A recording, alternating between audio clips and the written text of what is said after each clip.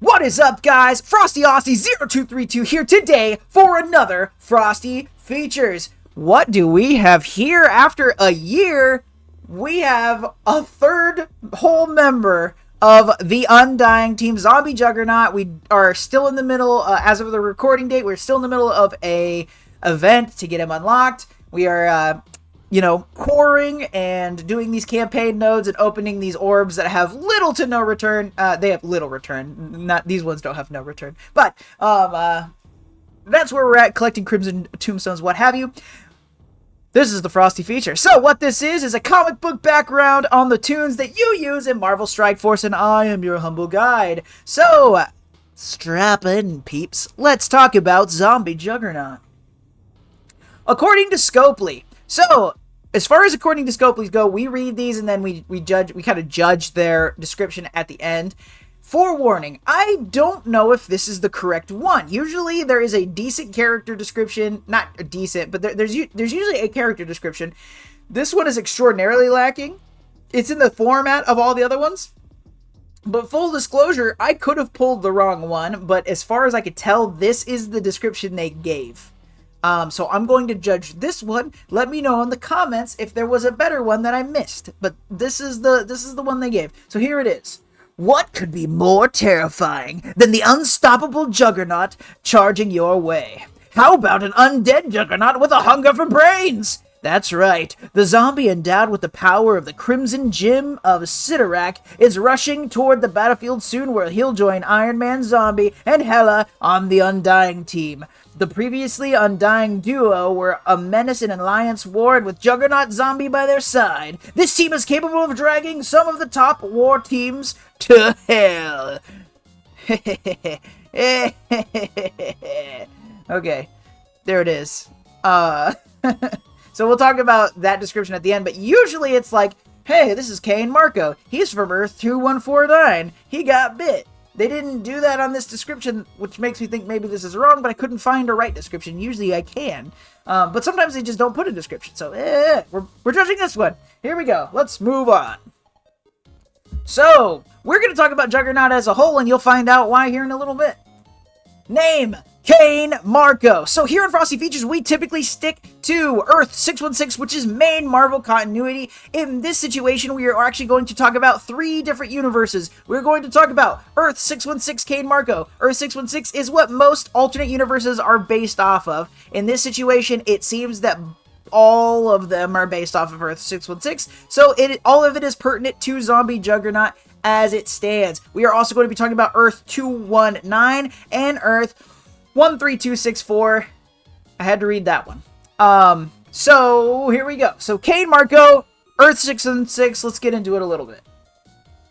First appearance is X-Men number 12 in 1965. That is the first appearance of Kane Marco as Juggernaut, and as Juggernaut Zombie, the first time we ever see that character is in Ultimate Fantastic Four number 23 in 2005. The Ultimate Fantastic Four number 23 in 2005 is the first time we see the Marvel Zombies crossover into main Marvel continuity. The first time Marvel Zombies actually shows up is in a What If issue back, I believe it was in the 90s. So in 2005, it was the first actual crossover into the actual Marvel 616 canon through the Fantastic Four, because the leader is Zombie Reed Richards. But we do see Juggernaut there. You will find, as I go through this, Zombie Juggernaut's sort of a background character, and to the recording date right now, he doesn't really do much, right? So we'll get into it.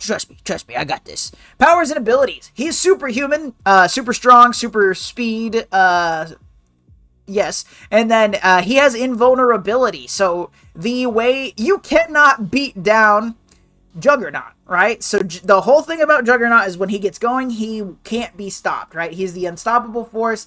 They talk about the immovable object, unstoppable force. Juggernaut is an unstoppable force. There's no way to actually stop him. You have to get really clever, like him running into vats of concrete or into the middle of the sea, or you telekinetically throw his ass into the sun, things like that.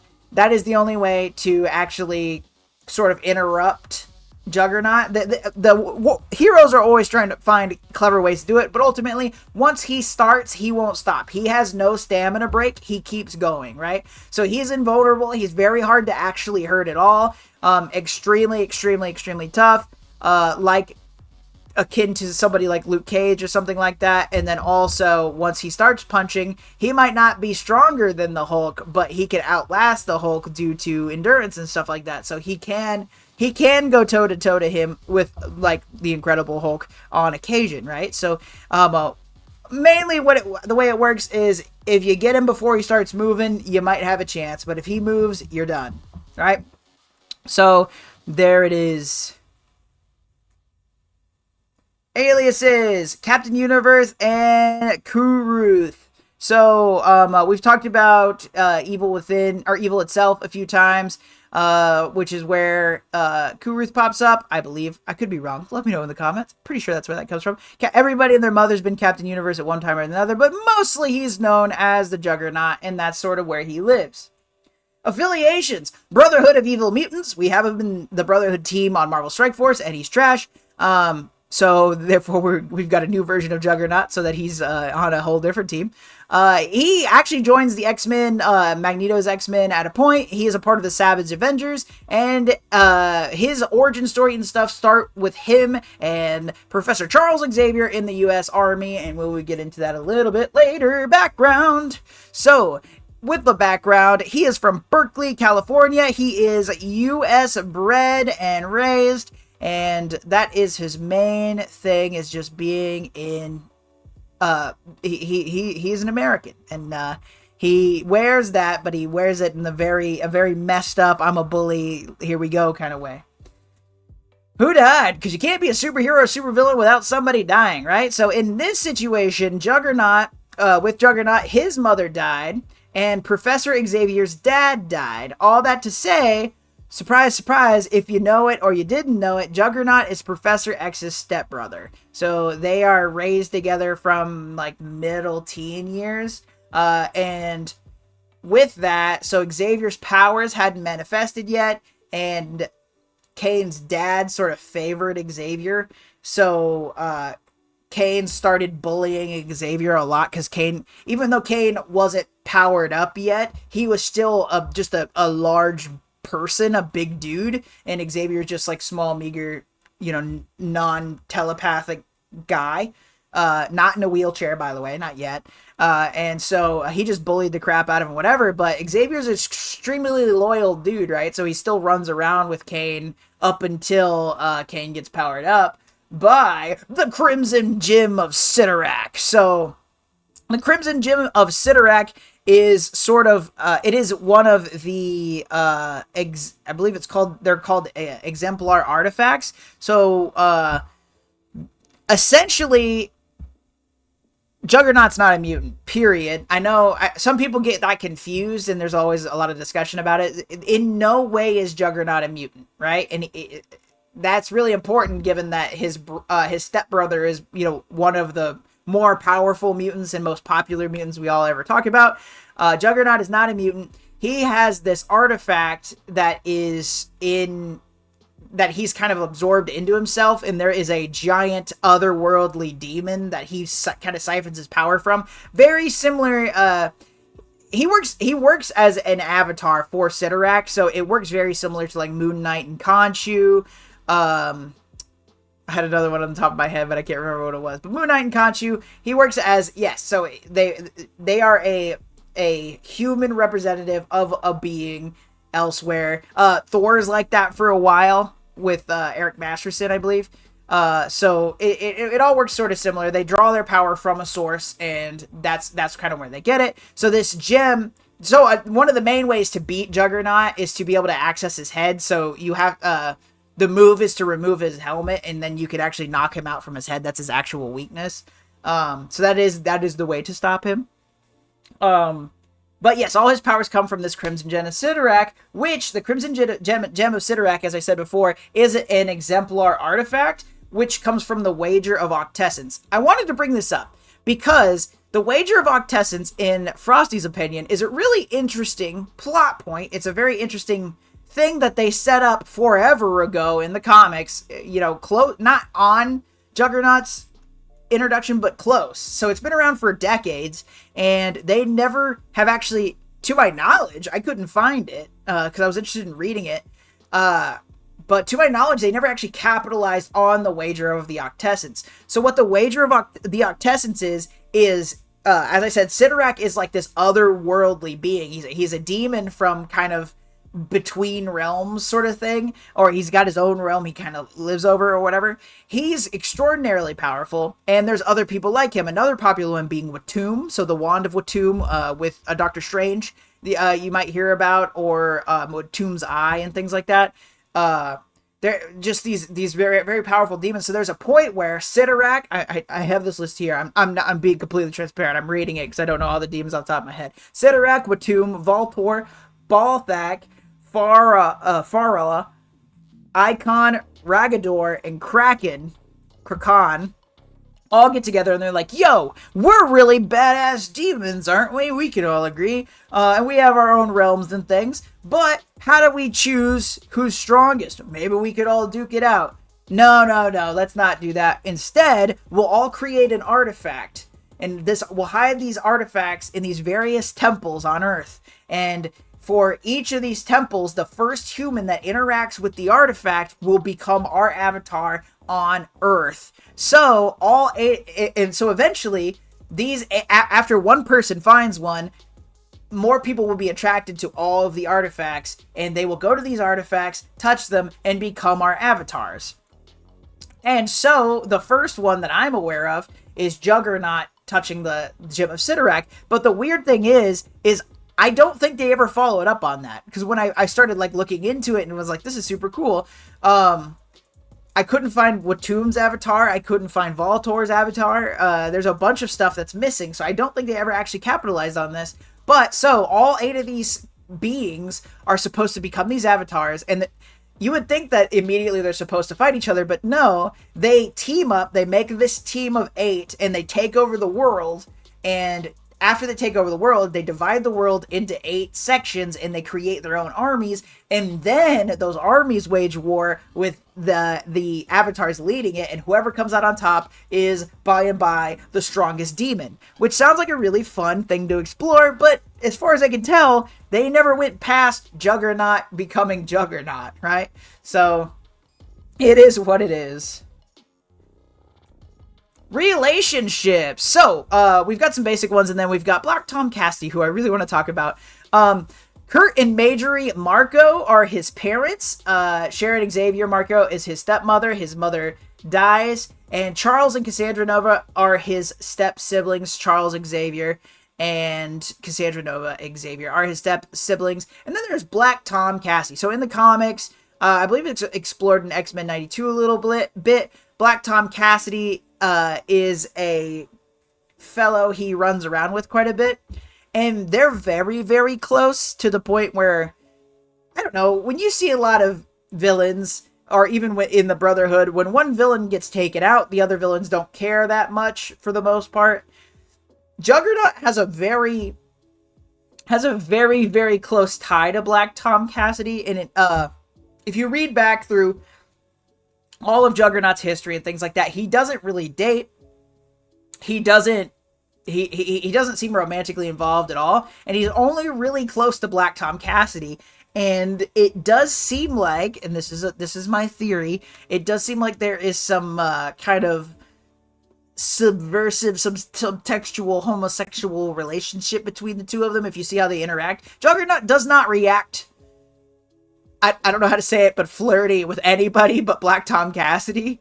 And anytime Black Tom Cassidy gets gets kicked out, gets knocked out, gets moved out or whatever, Juggernaut automatically stops whatever he's doing and rushes to the aid of Black Tom Cassidy. So, and there may or may not have been some writers and artists that have hinted at that relationship. So I threw a big TBD on there. Nothing's official in canon, but there's talk from the people that wrote how those two interact. And also there's a part where Juggernaut shares the Gem of Sidorak with Black Tom Cassidy. So it's interesting. It's different. It's something to look into. Yeah. So Jugs doesn't seem like he is a big relationship type, but if he was, it seems like he's swinging towards Black Tom Cassidy, which is, go with the flow, man.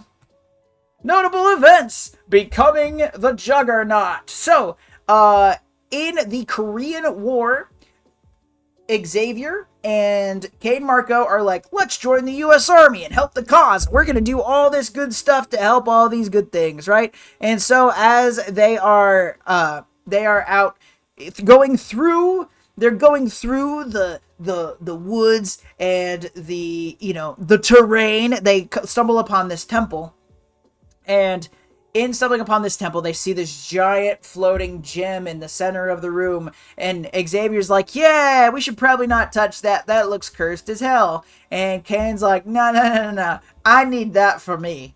And Xavier's like, no, Xavier, no, Kane, don't do it. It's gonna do something bad. I've seen Indiana Jones. I know Indiana Jones hadn't come out by it, but the joke still stands, damn it.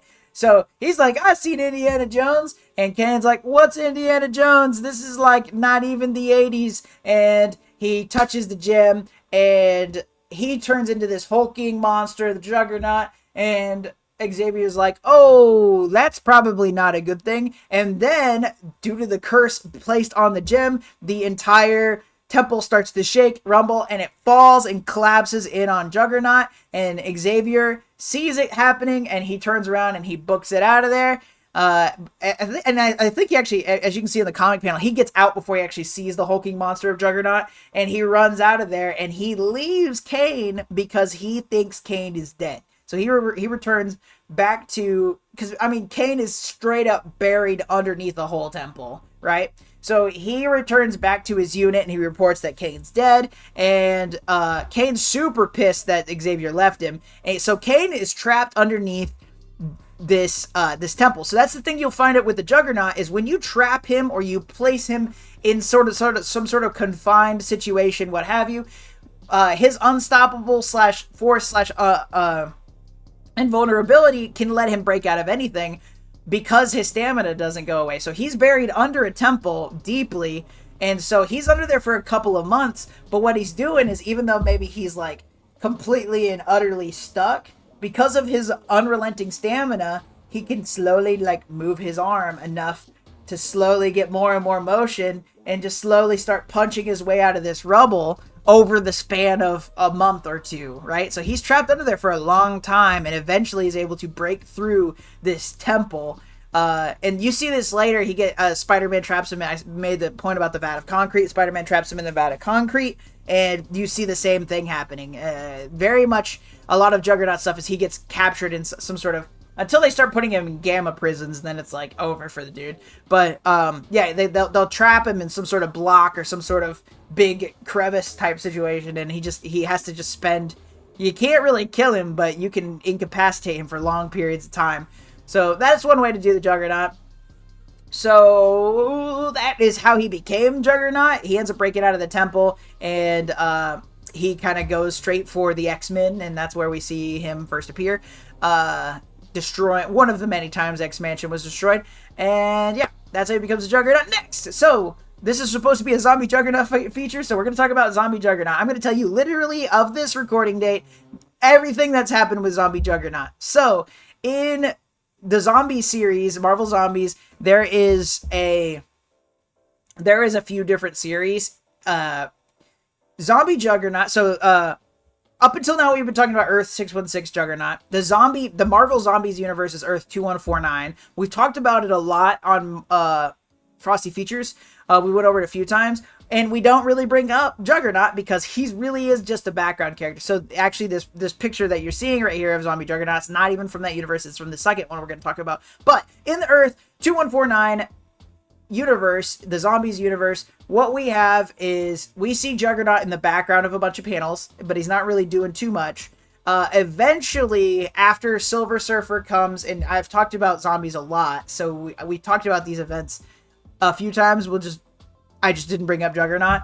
So Silver Surfer comes down, so the world is wiped out, and Reed and all of them are like, we're gonna starve to death, what are we gonna do? And the Silver Surfer comes down, and he's like, hey, Galactus is coming. He's gonna eat your planet, and I hope y'all are cool with that, because that's what the Silver Surfer does, right? And then all the zombies are like, hey, that guy has some sort of flesh. Let's eat him. And Silver Surfer's like, oh, crap.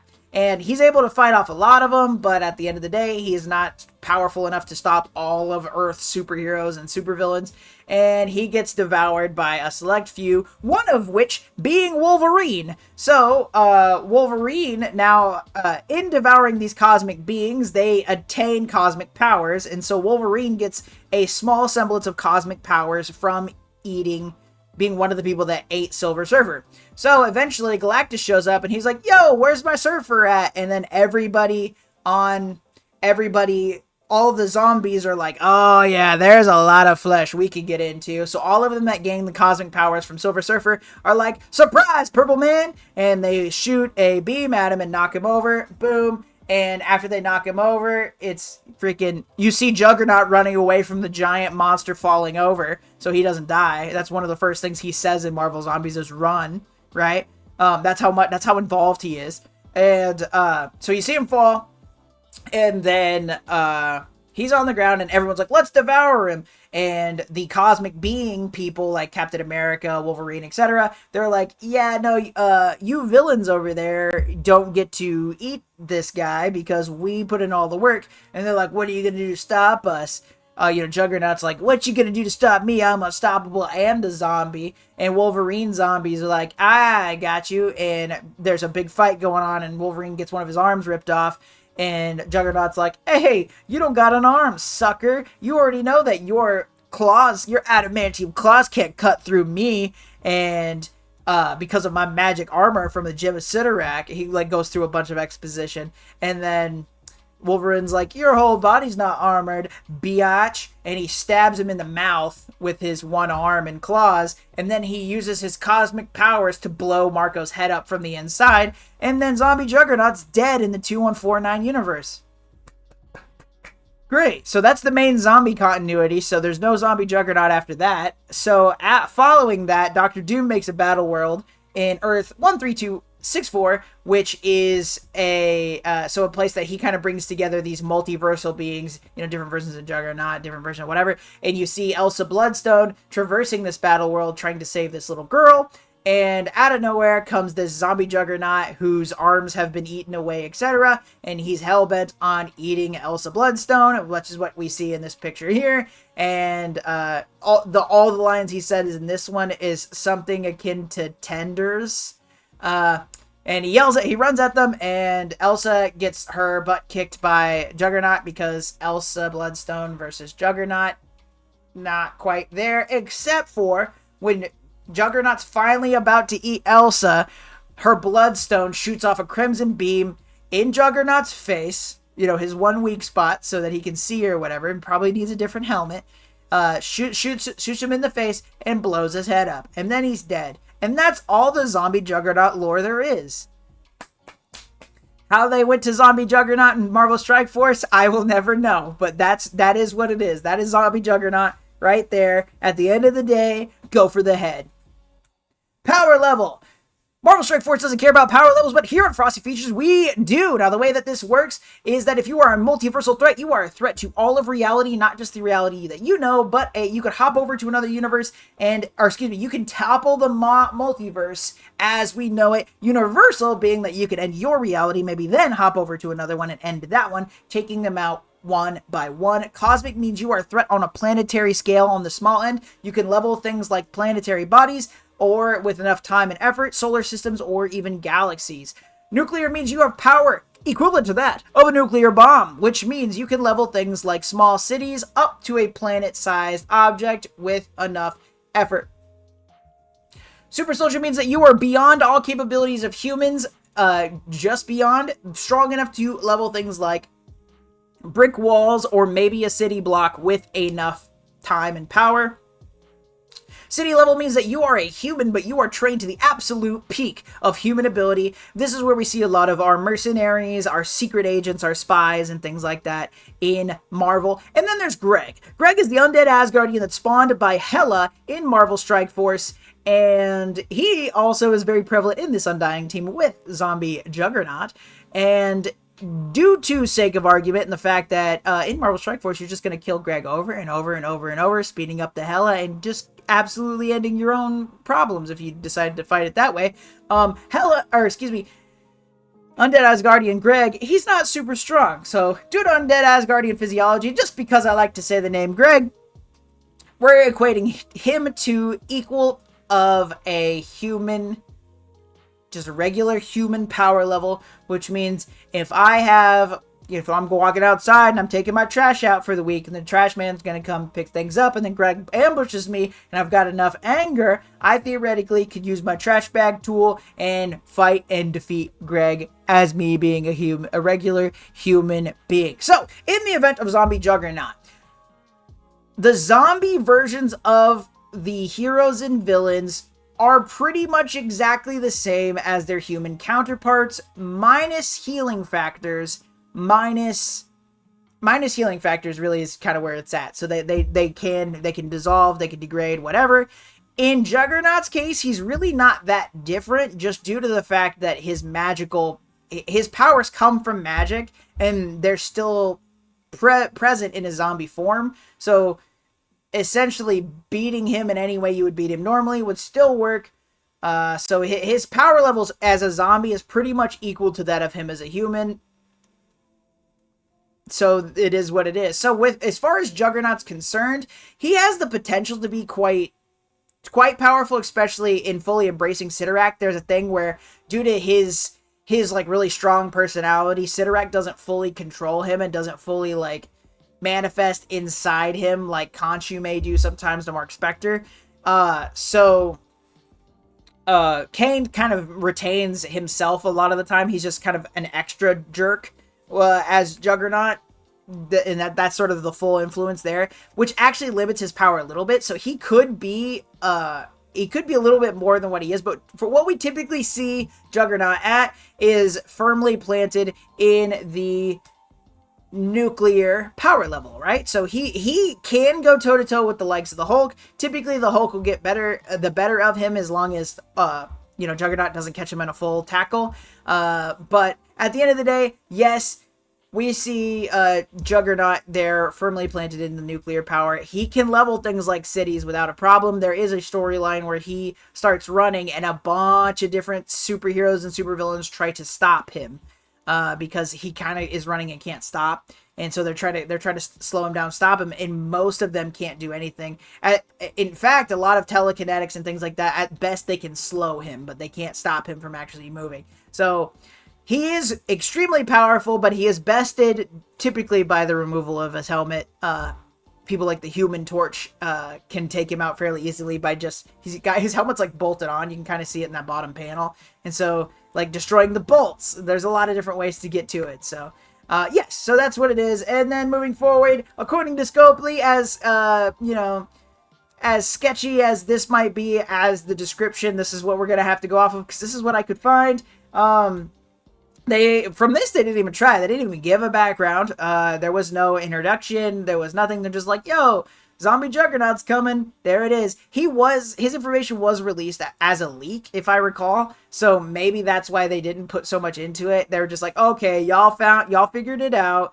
Zombie Juggernaut's coming. We're not hiding it anymore. Here it is. So with this, they didn't even try. They didn't even say his name is Kane Marco. They just called him Juggernaut, and they gave zero background on him whatsoever, so there it is. So that is Frosty Features Zombie Juggernaut. I hope that you all enjoyed it. If I got something wrong, please let me know in the comments, or if there's something that you like, please be sure to like, share, and subscribe. It helps the channel a lot and doesn't cost you anything but a couple of clicks.